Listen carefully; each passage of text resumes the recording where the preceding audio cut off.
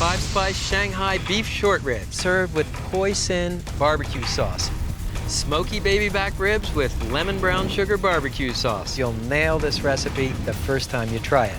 And ribs you can cook on the grill in 10 minutes with Chilean pevity. Ribs so quick you'll miss them if you blink. The ultimate test for the aspiring grill master is mastering the ribs, and today I'll show you 3 of the best. I'm Stephen Raichlen, and from the beautiful Tubac Golf Resort in southern Arizona, it's time to fire up the grill.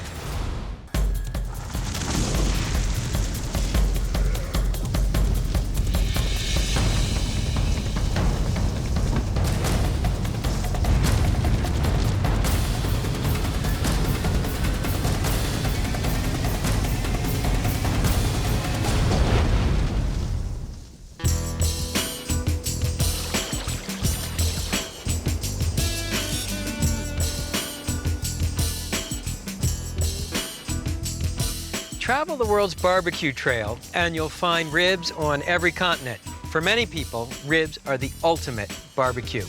Today, I'm going to show you ribs from China, South America, and the American barbecue belt, because every aspiring grill master should know how to nail the rib.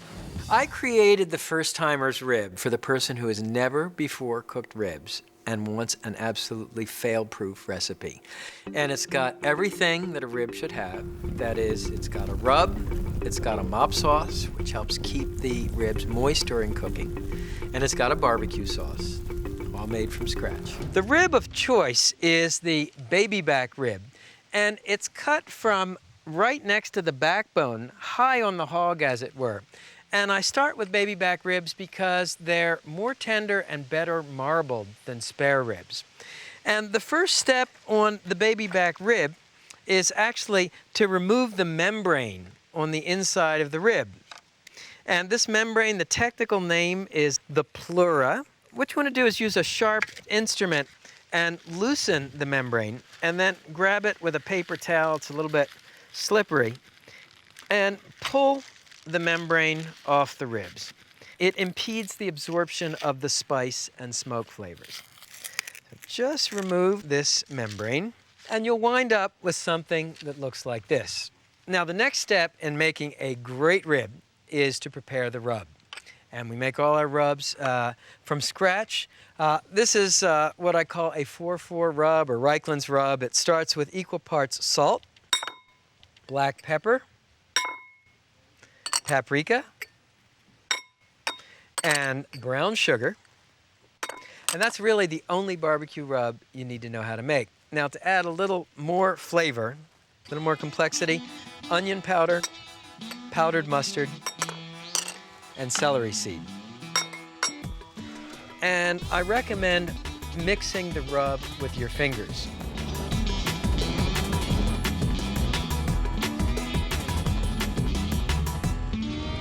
I think ribs are the single most iconic food in the pantheon of barbecue. I mean, for many people, ribs mean barbecue. The two of the most famous barbecue cities in America, Memphis and Kansas City, that's what their barbecue is all about. There are 2 ways to use a rub. Now, you can apply the rub as a seasoning, in which case it acts almost like a seasoned salt.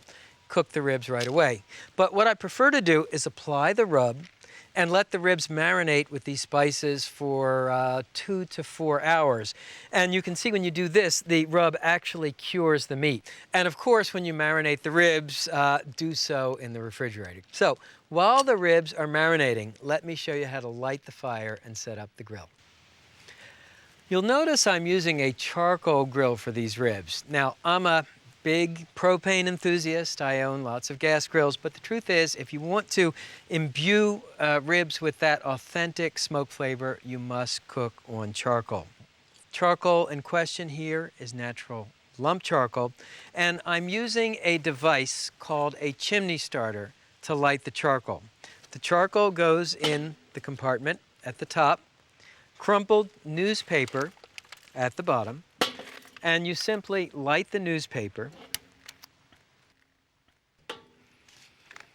and place the chimney on the bottom grate of the grill. So why do you use a chimney starter? Well, first of all, It eliminates the need for using petroleum-based lighter fluids, which some people feel impart an unpleasant taste to the food. The other reason is that this vertical shape funnels the heat upwards so that the coals light uniformly. Will take about 20 to 30 minutes, and you'll see that all the coals will be uniformly lit.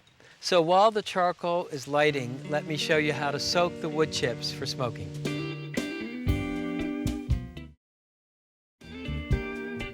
Spice may give ribs their personality, but smoke is the soul of true barbecue. To generate smoke, use a hardwood chip. These are apple chips, and soak the chips in cold water to cover for about a half an hour. The idea here is when you put the chips on the fire, you want them to smolder, not burn. Okay, back to our ribs. So how do you cook a large number of ribs in a small grilling surface? Well, you use a device called a rib rack.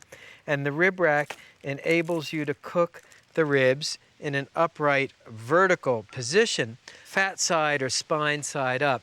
That way, as the fat melts, it will baste the meat. Now let me show you how to set up the grill for indirect grilling. Now it's been about 20 minutes. You can see the coals in the chimney are uniformly lit.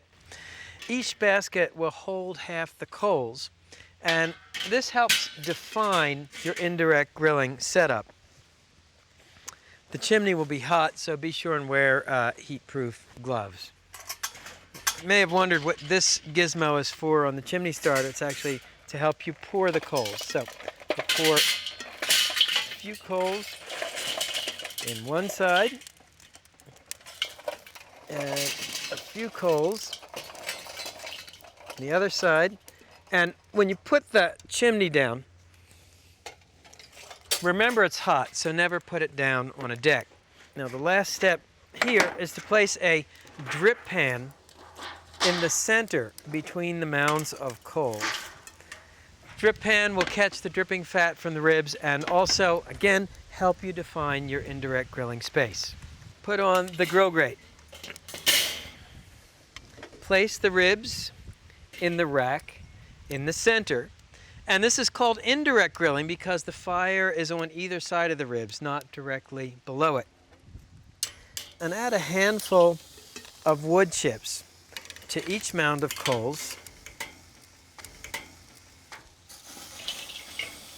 Finally, place the lid on the grill, and you want to position it in such a way that the vent holes are between the mounds of fire so the smoke is drawn evenly over the ribs. To increase the heat, simply open the vent holes, more oxygen, hotter fire. To reduce the heat, simply close the vent holes, cooler fire. I'm actually cooking these ribs about 350 degrees. It's a hotter temperature than traditional barbecue. The reason is this, baby back ribs are very well marbled, and that high heat will sizzle the fat and give you kind of a crisp consistency. You'll also get to eat your ribs a lot quicker. And we're not done yet. I have to show you how to make the mop sauce.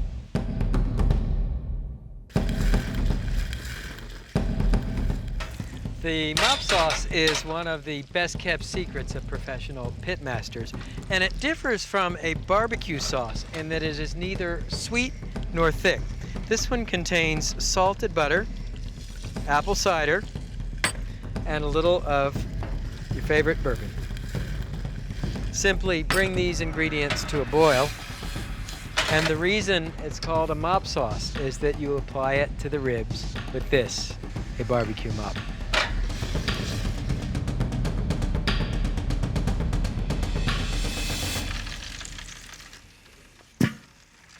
Okay, now you never want to put a mop sauce on a raw rib, but these have been smoke roasting for about 45 minutes.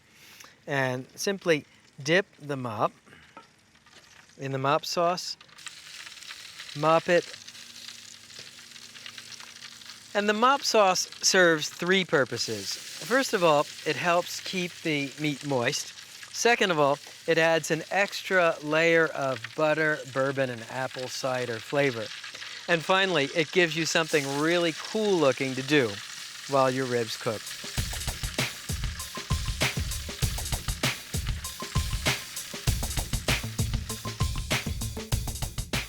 Well, it's been about an hour and 15 minutes, and these ribs are smoke roasted to perfection. Now, how do you know they're done? Take a look. You can see the meat has shrunk back from the end of the bone by about 1/4 of an inch. It's almost like a pop-up thermometer in a turkey. And what's the one thing that's been conspicuously absent from this recipe?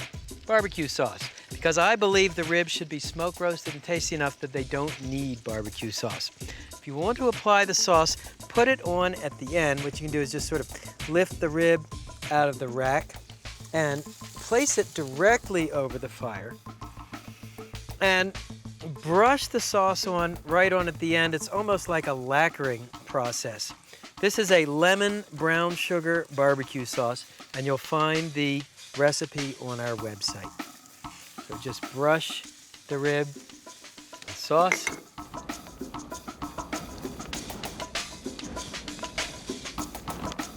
So let's see how we did. Take one rib up here. I want to show you one way you recognize a perfect rib is that you can pull it apart with your fingers. And I want you to notice it does not fall off the bone, okay?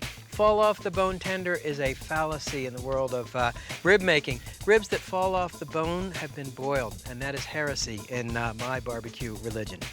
This rib is tender. If you look, come up close here. Do you see that little subcutaneous layer of pink right here? That's called the smoke ring, and that means you have nailed it. Let's take a taste. First timer's ribs, because you'll remember the first time the rest of your life.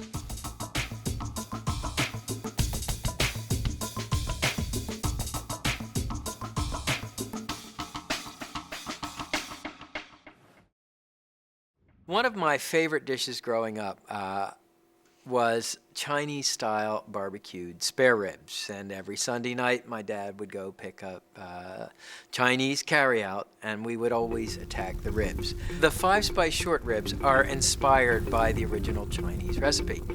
Here's a rib for people who don't eat pork. It's made with one of the most flavorful and fashionable ribs, the beef short rib, cut from the side of the steer. The ribs are flavored with Chinese 5-spice powder and served with a hoisin barbecue sauce. First, let me show you how to fire up the smoker. Now, 55-gallon steel drums are used throughout the world of barbecue. This is the only one I know that operates in the upright position. It has a wire ring at the bottom that allows you to arrange the charcoal in a ring around the periphery of the smoker. Here's a cool tool that will make you the envy of the neighborhood.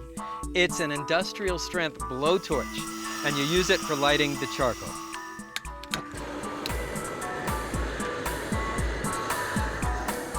Of course, you can also light the charcoal in a conventional chimney starter.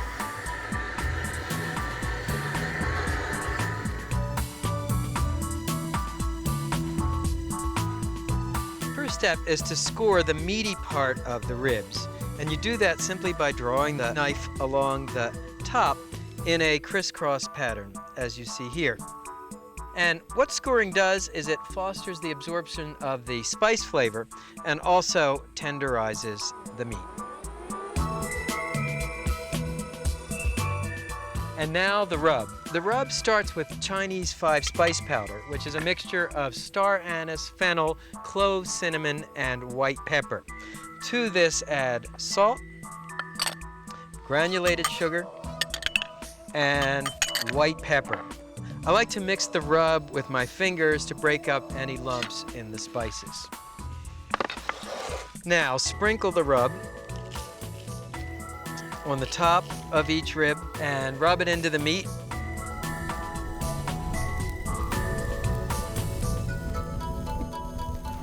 And again, you can cook the ribs right away, but they'll have even more flavor if you let the ribs marinate with the rub in the refrigerator for a couple of hours. Okay, let's put them on the grill.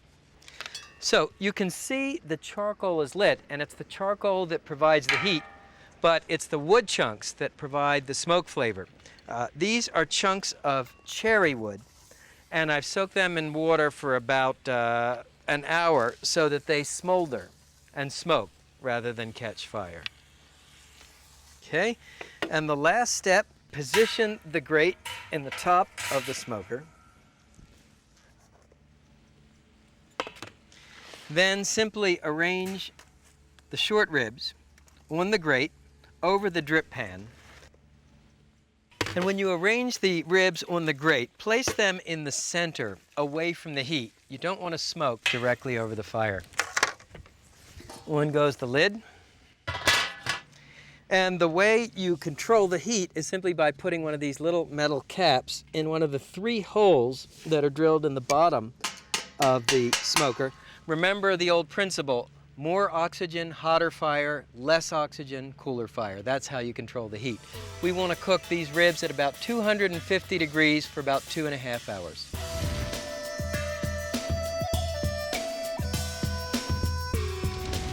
Like a traditional American barbecue sauce, this Shanghai sauce is sweet and salty, but there's no mistaking its Chinese origins. It starts with a condiment called hoisin sauce, which is made with soybean sugar and 5-spice powder.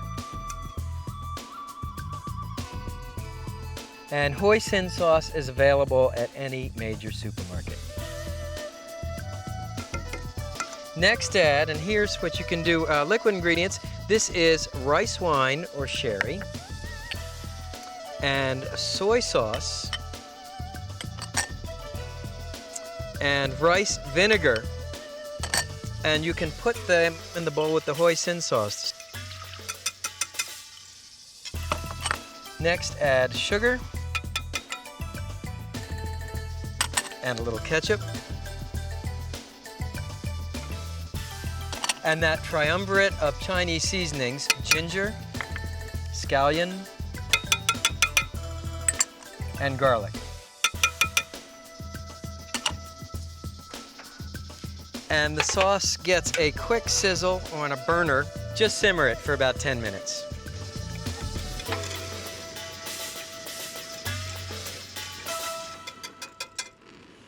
When the ribs are almost done, and you can see here how beautiful they look. The meat has shrunk back from the bones. That's our test for doneness. So when you've got about 15 minutes to go, just baste each rib with some of this Shanghai barbecue sauce. Now the sauce has to go on at the end. If you put it on at the beginning, the sugar and the sauce will burn before the meat is cooked. And once these guys are sauced, then cover the smoker and cook the ribs for another 15 minutes.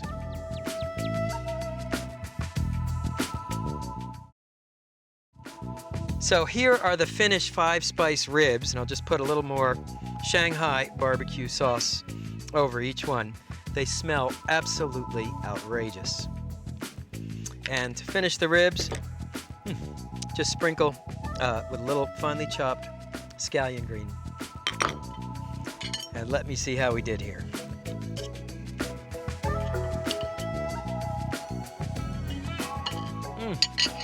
Exquisite.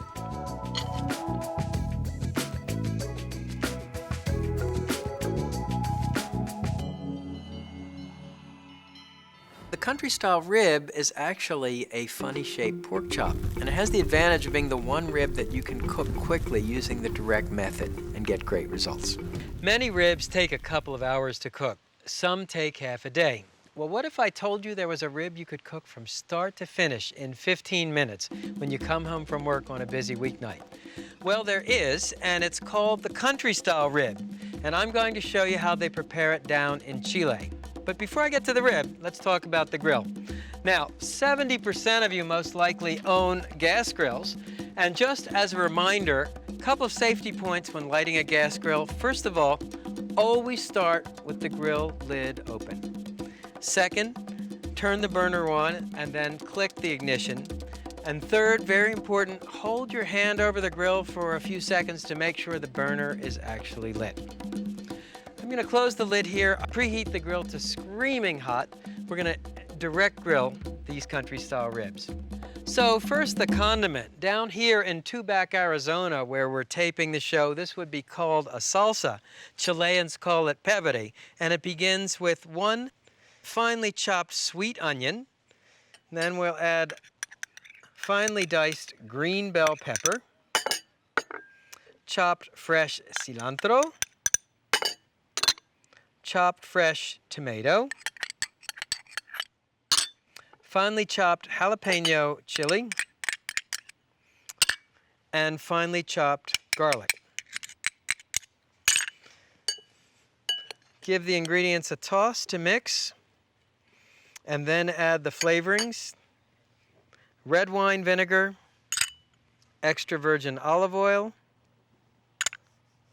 coarse salt, kosher C, and cracked black peppercorns.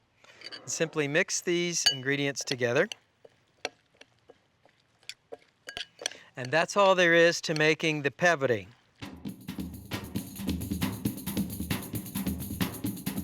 So start by brushing each of the country-style ribs with extra virgin olive oil. Then we'll season with coarse salt. The reason I like coarse salt is that the crystals dissolve more slowly. So you get little salty bursts of flavor when you bite into the meat. And finally, cracked black peppercorns.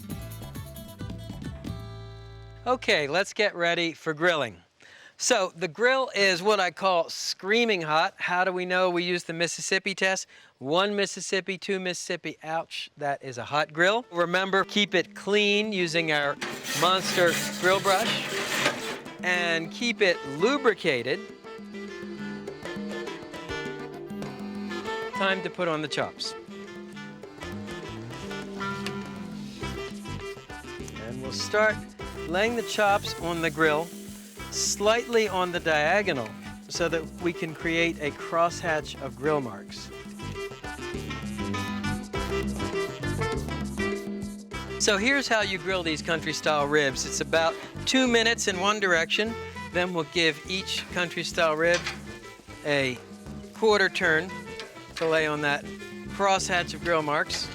So this is interesting. You always wonder, well, how do I know when it's time to turn my country-style rib? You can see little pearls of blood beating up on top of the chop, and that is a sure sign that it is time to turn the chop.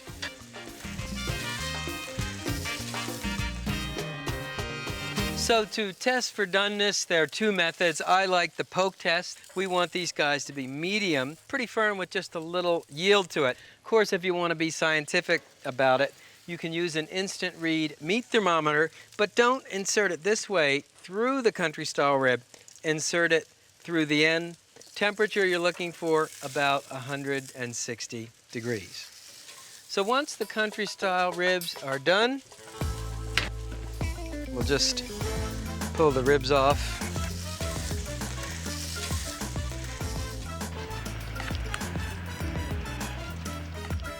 And there you have it. Ribs so quick, you'll miss them if you blink.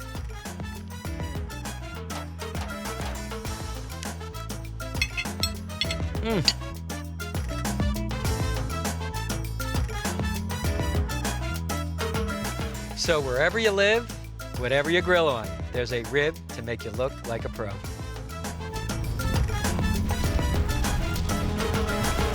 See you next time.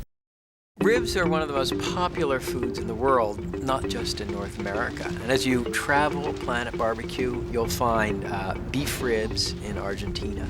You'll find lamb ribs in New Zealand and Australia.